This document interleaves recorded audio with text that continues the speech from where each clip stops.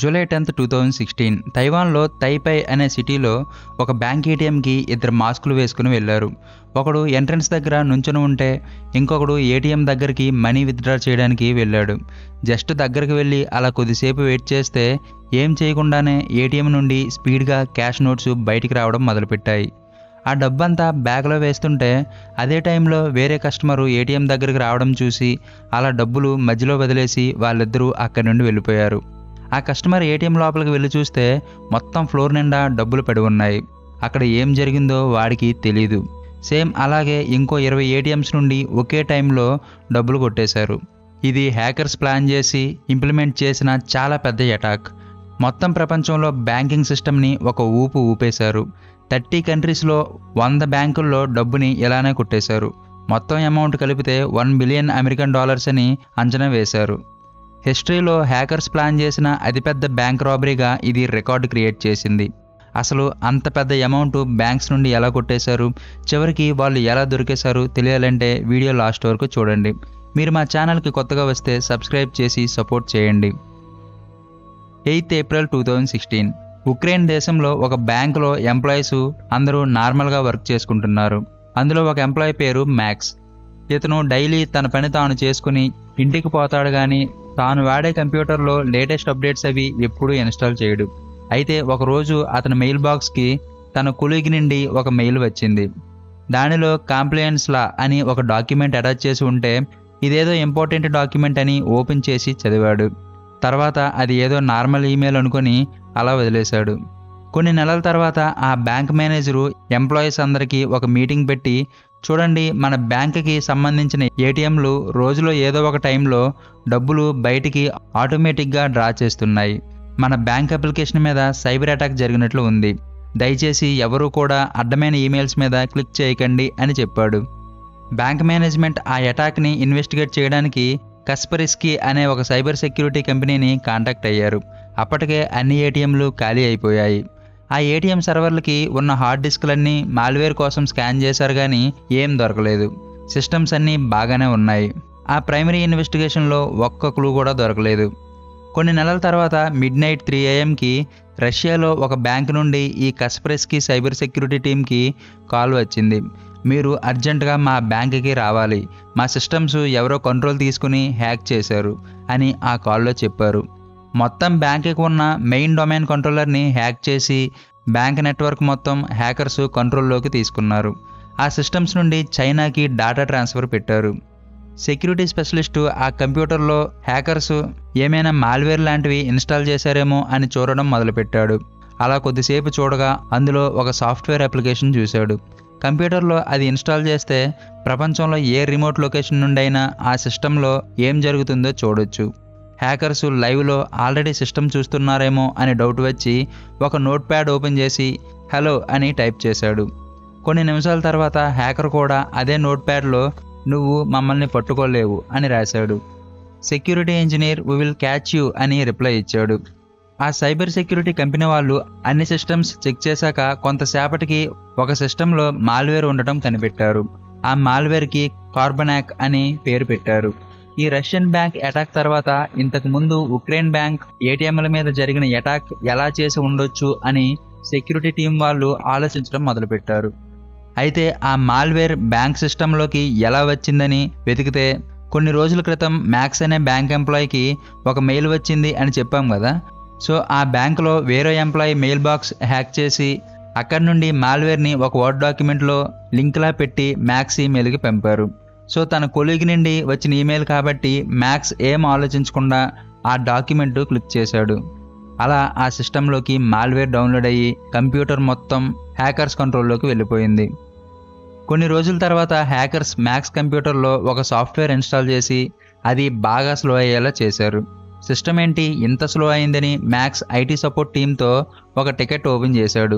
జనరల్గా ఏ కంపెనీ బ్యాంకులో అయినా ఐటీ సపోర్ట్ వాళ్ళు అడ్మిన్ పర్మిషన్తో ఉన్న యూజర్ ఐడీస్ వాడతారు. అలా ఒక ఐటీ ఇంజనీర్ మ్యాక్స్ కంప్యూటర్ ఎందుకు స్లో అయిందని చెక్ చేస్తున్నప్పుడు admin user name password type చేశాడు. ఆల్రెడీ ఆ కంప్యూటర్ స్క్రీన్ని ఎక్కడో కూర్చొని చూస్తున్న హ్యాకర్స్ పాస్వర్డ్ నోట్ చేసుకున్నారు.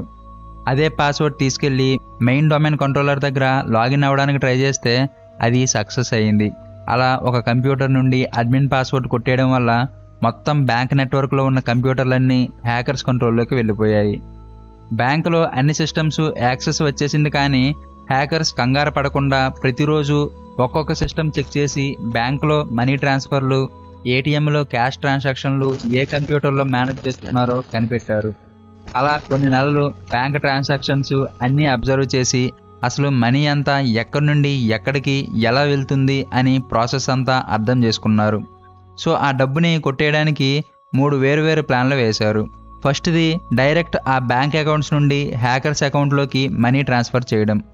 బ్యాంకు ప్రతి 10 గంటలకి ఒకసారి ట్రాన్సాక్షన్లన్నీ చెక్ చేస్తుంది కాబట్టి వాళ్ళకి డౌట్ రాకుండా ప్లాన్ చేశారు. సెకండ్ది ఏటీఎంలో ఉన్న డబ్బంతా బయటికి ఆటోమేటిక్గా వచ్చేస్తే అక్కడికి వేరే వాళ్ళని పంపి ఆ డబ్బుని కొట్టేసేలా ప్లాన్ చేశారు. ఆ ఏటీఎంలకి వెళ్ళిన వాళ్ళు ఒరిజినల్ హ్యాకర్స్ కాదు, బయట వాళ్ళకి కొంత డబ్బులు ఇస్తాం అని చెప్పి బ్యాంక్ ఏటీఎంలకి పంపించారు. మూడో ప్లాన్ వచ్చి బయట కొంతమందితో వేరువేరు బ్యాంక్ అకౌంట్లు ఓపెన్ చేయించి వాళ్ళకి కొంచెం కొంచెం మనీ బ్యాంకు నుండి ట్రాన్స్ఫర్ చేసేలా ప్లాన్ చేశారు.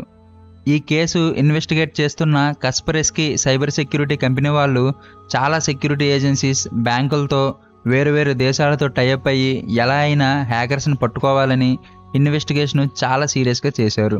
హ్యాకర్స్ వాడే సిస్టమ్స్ని రివర్స్లో కంట్రోల్ చేశారు, కానీ అవి వదిలేసి హ్యాకర్స్ వేరే సిస్టమ్స్ వాడటం మొదలుపెట్టారు. 2015కి 100కి పైగా బ్యాంకుల్లో, ఆర్థిక సంస్థల్లో $1 బిలియన్ డబ్బుని ఈ కార్బనాక్ హ్యాకర్ గ్రూప్ వాళ్ళు కొట్టేశారు. దాదాపు 30 కంట్రీస్లో ఇలా చేశారు. మేజర్గా రష్యా, చైనా, యుఎస్, యూరోప్ దేశాలని టార్గెట్ చేసి ఈ రాబరీ చేశారు. అలా 2 సంవత్సరాల పాటు పోలీసులకి దొరకకుండా హ్యాకర్స్ చాలా సేఫ్గా పనిచేశారు. జూలై 2016లో ఈ హ్యాకర్స్ తైవాన్ బ్యాంక్ ఏటీఎంస్లో సేమ్ అలానే డబ్బులు రాబరీ చేయడం మొదలుపెట్టారు. తైవాన్ పోలీసులు ఆ ఏటీఎం సీసీ కెమెరా నుండి మొదలుపెట్టి మొత్తం సిటీలో ఉన్న కెమెరాలన్నీ చూస్తూ ఆ డబ్బులు పట్టుకొని వాళ్ళు ఎక్కడికి వెళ్లారో ట్రాక్ చేయడం మొదలుపెట్టారు. ఒక 22 మందిని వాళ్ళ ఫొటోస్తో సహా కనిపెట్టారు. వీళ్ళందరూ రష్యా నుండి వచ్చిన వాళ్ళు. అప్పటికే అందులో చాలామంది ఆ తైవాన్ దేశం వదిలి తప్పించుకుని వెళ్ళిపోయారు. కానీ ఆ గ్యాంగ్లో ఒక 3 రాబరీ అయ్యాక కూడా తైవాన్లోనే ఉన్నారు. అందులో ఒకడు డబ్బులు బ్యాగ్లో పెట్టి లాకర్ రూమ్కి వెళ్ళినప్పుడు ఆ వీడియో ఫుటేజ్ కూడా పోలీసులు చూశారు. వారిని ట్రాక్ చేస్తూ వెళ్ళి ఒక హోటల్లో పట్టుకున్నారు. అలా ఆ గ్యాంగ్లో 3 పోలీసులకి దొరికేశారు. వాళ్ళ హోటల్ రూమ్కి వెళ్ళి చూస్తే మొత్తం బ్యాగ్స్తో వాళ్ళు కొట్టేసిన డబ్బు దొరికేసింది. వాళ్ళ నుండి ఆ తైవాన్ ఏటీఎంస్లో కొట్టేసిన 90% మనీని పోలీసులు రికవర్ చేశారు. మిగతా గ్యాంగ్ గురించి ఎలాంటి ఇన్ఫర్మేషన్ దొరకలేదు. వాళ్ళ ఈమెయిల్స్, ఫోన్లో ఫోటోలు చూస్తే ఆ హ్యాకర్స్ గ్రూప్ వెనుక ఉన్న అసలు మాస్టర్ మైండ్ ఎవడో చాలా తెలివిగా వాడి ఐడెంటిటీ తెలియకుండా వీళ్లతో పని చేయించాడని పోలీసులకి అర్థమైంది.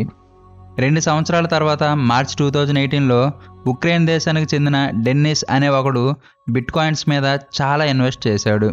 15,000 బిట్ కాయిన్స్ $162 మిలియన్ పెట్టి కొన్నాడు. ఇతను యాక్చువల్గా మాల్వేర్ సాఫ్ట్వేర్ల మీద వర్క్ చేస్తూ ఉంటాడు. చాలా వరకు కొట్టేసిన డబ్బు డిజిటల్ కరెన్సీ బిట్ కాయిన్స్ మీద పెట్టాడు, కానీ కొంత డబ్బు వాడి 2 BMW కార్లు కొన్నాడు. అంత మనీ ఎలా ఇన్వెస్ట్ చేశాడు అనే డౌట్తో పోలీసులు ఇతన్ని ఇన్వెస్టిగేట్ చేయడం మొదలుపెట్టారు. ఫోరెన్సిక్ టీం అతని ల్యాప్టాప్ చెక్ చేస్తే మొత్తం అతను వాడిన మాల్వేర్ సాఫ్ట్వేర్లు, బ్యాంక్ ట్రాన్సాక్షన్లు, ఇలా అన్ని ఎవిడెన్స్లు దొరికాయి. డెన్నిస్ని వెంటనే అరెస్ట్ చేశారు. అతను ఒక్కడే ఈ మాల్వేర్ క్రియేట్ చేసి బ్యాంకులన్నీ కొట్టేశాడు అనడానికి పోలీసులకి ఆధారాలు దొరకలేదు. దీని వెనుక ఇంకా చాలా పెద్ద నెట్వర్క్ హ్యాకర్స్ టీం ఉందని అంచనా వేశారు. ఎందుకంటే అదే మాల్వేర్ కోడ్ వేరే హ్యాకర్స్ గ్రూప్ కూడా వాడుతున్నాయి. ఇంకా వాళ్ళు కొట్టేసిన $1 బిలియన్ చాలా వరకు అమౌంట్ ఎక్కడ ఉందో పోలీసులకి ఎప్పటికీ దొరకలేదు.